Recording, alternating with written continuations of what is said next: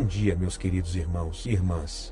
Hoje vamos exibir a oitava e última parte deste maravilhoso estudo sobre a verdadeira história de Jesus de Nazaré, seu encontro com o destino.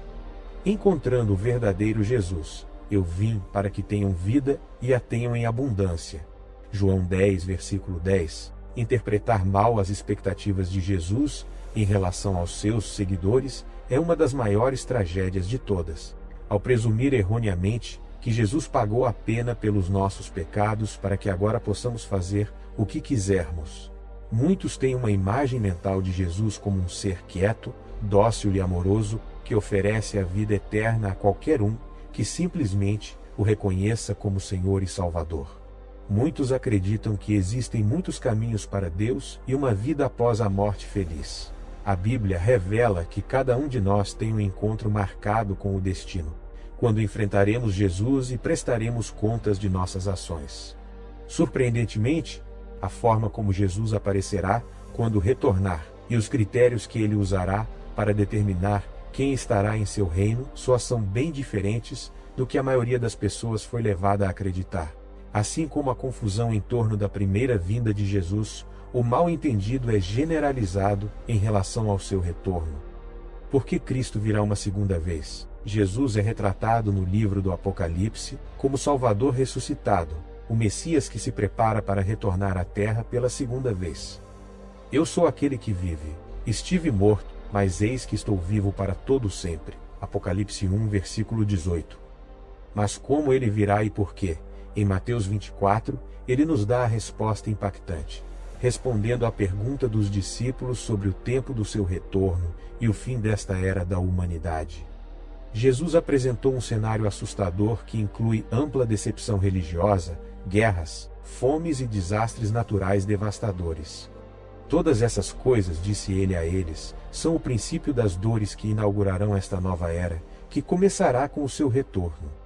Em que momento ele intervirá? No momento em que a humanidade enfrentar a aniquilação, haverá um tempo de grande angústia, como nunca houve desde o princípio do mundo, nem jamais haverá. Se esse tempo de angústia não fosse abreviado, nenhum ser vivo poderia sobreviver, mas, por causa dos escolhidos de Deus, ele será abreviado. Versículos 21 e 22. Por que Jesus Cristo precisa voltar?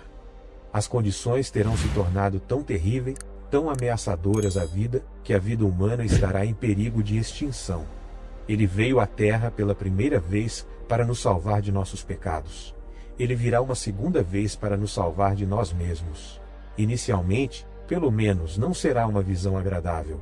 Apocalipse 6, 16 e 17 descreve sua vinda em ira por causa da contínua recusa da humanidade em obedecer às suas leis, e do declínio contínuo do mundo em direção ao mal e à autodestruição. Seu retorno é anunciado com o soar de trombetas, trazendo consigo calamidades monumentais à terra. Capítulos 8 e 9. Contudo, em tudo isso, é sua grande preocupação com a humanidade que leva a essa justa ira. Jesus é retratado como aquele que retorna para governar as nações de toda a terra. Apocalipse 11, versículo 15. Ele não aceitará a resistência de ninguém que se opõe ao seu governo justo e fará guerra contra as nações e os líderes que se opõem a ele. Apocalipse 19, versículo 15. Ele pune e assume o controle para o nosso próprio bem, para trazer paz a um mundo inclinado à destruição. Esta é talvez a imagem mais importante de Jesus na Bíblia, porque este é o Jesus Cristo que o mundo inteiro encontrará em algum momento nos próximos anos, talvez em um futuro não muito distante. A partir dessas profecias, fica claro que Jesus não morreu para que tivéssemos a nossa vontade. Ele se humilhou e se tornou obediente até a morte, e morte de cruz. Por isso Deus o exaltou soberanamente, e lhe deu o nome que está acima de todo nome, para que ao nome de Jesus se dobre todo o joelho. Filipenses 2, versículos 8 a 10. Jesus assumirá o seu lugar de direito como governante da terra, como Messias Salvador, quando ele retornar. Onde você estará nesse momento? Estaremos perdendo algo? Como observado no início deste capítulo, muitos têm a ideia de que Jesus morreu por nós para eliminar qualquer exigência de que obedeçamos a Deus, e que um Jesus manso e dócil nos admitirá em sua presença eterna, independentemente de como escolhermos viver. Mas acreditar nessas coisas é acreditar em um Jesus falso e perder completamente o sentido de sua prometida segunda vinda. Ele deve retornar precisamente porque teremos seguido o caminho de fazer o que quisermos e rejeitar as leis de Deus. E esse caminho termina no ponto da extinção global. Qual caminho você escolherá? É verdade que o sacrifício de Cristo demonstrou o amor de Deus, e nada poderia ser uma demonstração mais poderosa desse amor. Mas será que essa é toda a história? O cristianismo se resume apenas ao que Jesus fez por nós, ou estamos dispostos a seguir Jesus fazendo o que ele ordenou e seguindo o seu exemplo? Vamos simplesmente acreditar nele, ou também acreditaremos em sua mensagem? Há uma grande diferença. Ele pregou o evangelho do reino de Deus, o reino que governará o mundo e que ele estabelecerá em seu retorno. Você está se preparando para estar no reino de Deus? Você realmente compreende que o reino de Deus é um reino literal que governará toda a terra e, em última análise, se estenderá por toda a eternidade? Jesus explicou as leis do reino de Deus em seu Sermão da Montanha. Estas são ampliações das mesmas leis que ele deu no Sinai, leis que ele viveu perfeitamente durante toda a sua vida. E Jesus disse que se uma pessoa as diminuir minimamente, essa mesma pessoa será considerada a menor. Mateus 5, versículo 19. No entanto, tragicamente, a maioria daqueles que afirmam seguir Jesus rejeita suas declarações claras sobre esta importante questão. Parece que os ensinamentos do cristianismo, desde o período posterior à passagem dos apóstolos, têm se concentrado na ideia atraente de alguém que te ama, te perdoa, te consola e te aceita. Mas poucos explicaram que Jesus exige que seus seguidores obedeçam aos mandamentos do Pai, tanto para o seu próprio bem quanto para o benefício e a bênção de todos ao seu redor. 1 João 2, versículos 3 a 6 e 5, versículo 3. Se você não entende os mandamentos de Deus, você não entende o pecado, porque pecado é a transgressão da lei de Deus. E se você não entende o que é pecado, como pode se arrepender? Sem arrependimento, sem deixar de viver a sua própria maneira de viver, para viver a maneira de viver de Deus. Como você pode realmente aceitar Jesus Cristo como Senhor e Salvador? Jesus não morreu para que nos sintamos melhor conosco mesmos. Jesus morreu para pagar a pena pelos pecados que você e eu cometemos. Se voltarmos a uma vida de pecado depois de sabermos dessas coisas, crucificamos de novo o Filho de Deus e o expomos à vergonha pública. Hebreus 6, versículo 6. Por que desprezaríamos o seu sacrifício e o condenaríamos à morte novamente? O que ele espera? Em Lucas 6,46, Jesus faz uma pergunta que todos devemos considerar seriamente. Por que vocês me chamam de Senhor, Senhor e não fazem o que eu digo?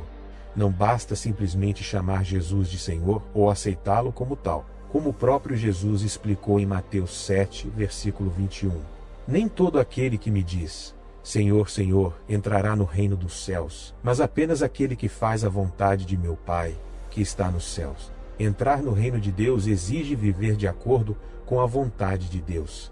Nada mais será suficiente. Ele continua nos versículos 22 e 23. Muitos me dirão naquele dia, Senhor, Senhor, não profetizamos em teu nome não expulsamos demônios, e em teu nome não realizamos muitos milagres? Então eu lhes direi claramente, nunca os conheci, afastem-se de mim, vocês que praticam o mal. De que leis ele poderia estar falando? As mesmas leis que ele cumpriu perfeitamente. As mesmas leis que ele, como Deus de Abraão, Isaque e Jacó, revelou a Moisés. As mesmas leis que ele instituirá para governar toda a humanidade em seu reino. Ele jamais dará seu maravilhoso dom da vida eterna àqueles que, ao retornarem ao pecado, crucificam novamente o Filho de Deus. Claramente, Jesus espera que nos afastemos do pecado e comecemos a obedecer aos mandamentos de seu Pai, a perfeita lei da liberdade que nos liberta do sofrimento e da morte que o pecado traz. Tiago 1, versículo 25 e 2, versículo 12. Uma vida abundante e plena. É trágico que a submissão às leis de Deus seja chamada de escravidão por tantos, incluindo, ironicamente, muitos supostos mestres religiosos cristãos. O apóstolo João nos diz claramente que tais mestres estão errados. Este é o amor de Deus, que guardemos os seus mandamentos, escreveu João. E os seus mandamentos não são pesados. 1 João 5, versículo 3. Jesus Cristo compreendeu que viver de acordo com o modo de vida revelado por Deus é a chave para uma vida bem-sucedida, feliz e plena. Eu vim para que tenham vida e a tenham em abundância, disse ele. João 10, versículo 10. Ele diz àqueles que o seguem: tomem sobre vocês o meu jugo e aprendam de mim, pois sou manso e humilde de coração, e vocês encontrarão descanso para as suas almas. Porque o meu jugo é suave e o meu fardo é leve. Mateus 11, versículos 29 e 30. O que o mundo vê como escravidão é, na verdade, a verdadeira liberdade e felicidade em Cristo. Isso é o que Deus promete àqueles que seguem o verdadeiro Jesus e os seus verdadeiros ensinamentos. Mas esse caminho não é fácil de encontrar, e somente você pode escolher segui-lo. Entrem pela porta estreita, ele nos diz, pois larga é a porta, e espaçoso o caminho que leva à perdição, e muitos são os que entram por ela. Ele nos instrui a não escolher o caminho mais fácil que a maioria da humanidade escolhe. Estreita é a porta, e difícil o caminho que conduz à vida, e poucos são os que a encontram. Mateus 7, versículos 13 e 14. Se você decidir se voltar para Jesus, faça-o tendo em mente o verdadeiro Jesus Cristo e a sua verdadeira história. Ele é um rei, ele é digno de governar toda a terra, e ele governará. Ele é o Criador da terra e da própria vida. Ele assumiu total responsabilidade por sua criação ao vir à terra, para demonstrar suas boas intenções para conosco, e com fiel obediência à vontade de Deus, morreu por nós. Ele não deixará de cumprir sua missão de estabelecer seu reino de paz sobre toda a terra. Portanto, se você o aceitar, lembre-se, você o aceita como rei e governante da sua vida agora. Ele é aquele a quem você serve agora, e aquele a quem você servirá para sempre. Assim concluímos este estudo. Espero que todos que nos acompanharam sejam grandemente abençoados e que estejam mais próximos do reino de Deus. Amém.